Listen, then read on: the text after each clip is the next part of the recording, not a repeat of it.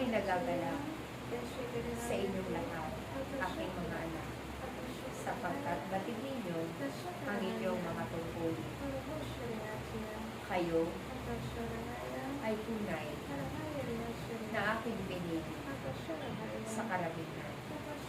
Pinagsisikapan ninyo na kayo'y makasunod, kung kaya't ako'y nagagalak, sapagkat nagagawa ninyong matigil ang inyong mga gawain. Tunay na ang aking espiritu ay nananahan sa bawat isa sa inyong lahat, sapagkat walang sino mang nito ang makagagawa ng inyong mga ginagawang ito. Kaya naman, tanggapin ninyo ang aking pasasalamat sa inyong lahat. Aking mga anak, kayo'y nakikipagtipad sa akin. Ako si Yahweh, ako ang Diyos. Ako si Ako nga. Ako'y kusuma sa inyo. Ako'y kasama ninyo at hindi ko kayo iniiwan.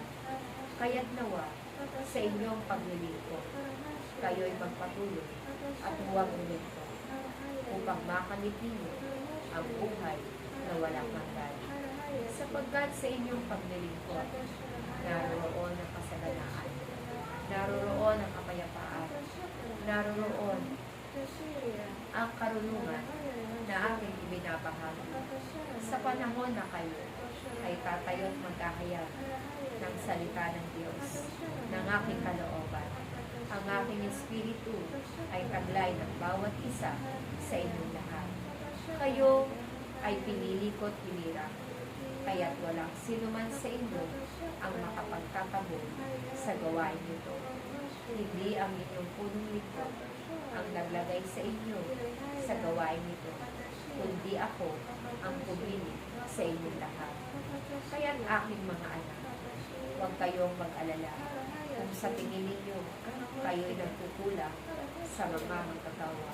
Kayo'y hindi nagkukulang, sapagkat ang aking mga kaloob ay sapat at gusto.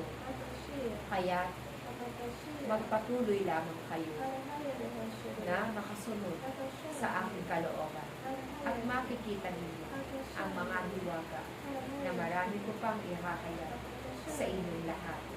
Aking mga anak, magmahalan kayo upang mahayag na akong si Yahweh ay tunay na naghahari sa bawat isa sa inyong lahat. Patuloy kayong sumunod sa aking kalooban upang makamit ninyo ang aking pangako. Batid kong hinihingi kayo ng mga biyaya sa akin. Huwag kayong pag-alala, aking mga anak. Darating din ang panahon na iyan. Kaya't sa inyong pagkakaisa, kayo ay hindi mabibigo.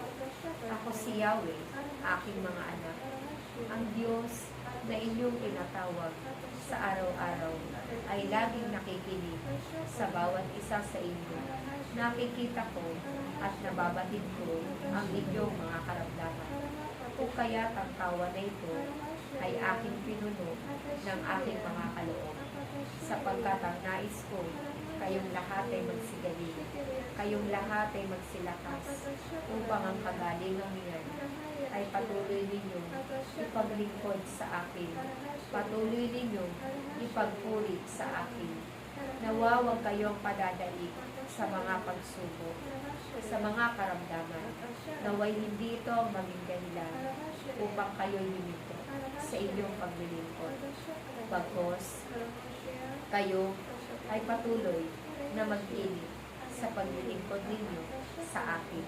Aking mga anak, kayo'y tinitipon ko sa gawain ito, sapagkat ang nais ko, makamit ninyo ang mga bagay na nagmumula sa akin. Ako si Yahweh, aking mga anak. Patuloy lamang kayong maglingkod at tumawag sa aking pangalan, at hindi kayo mabibigo. Mahal na mahal ko kayong lahat, at ang bawat isa sa inyo ay aking iingatan. Mahal na mahal ko kayong lahat, at ang bawat isa sa inyo ay patuloy ko pagagalingin. Kayo'y magkaisa sa inyong paglilingkod.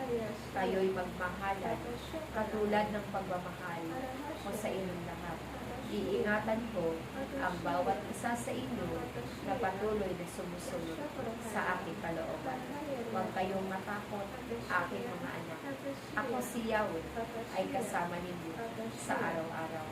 Maraming salamat sa inyong pagsunod. Maraming salamat sa pag-aalay ninyo ng inyong oras at panahon. Naway pagpalain kayo. Ako si Yahweh, ang Diyos na magbibigay ng pagpapala sa inyong lahat. Ako'y kasama ninyo. Ako'y naririto. Ako'y hindi iiwan sa aking mga anak. Mahal na mahal ko kayong lahat. Isang mapagpalang araw at mabiyayang araw, aking mga anak, ang sumainyo lahat. Salamat. Salamat.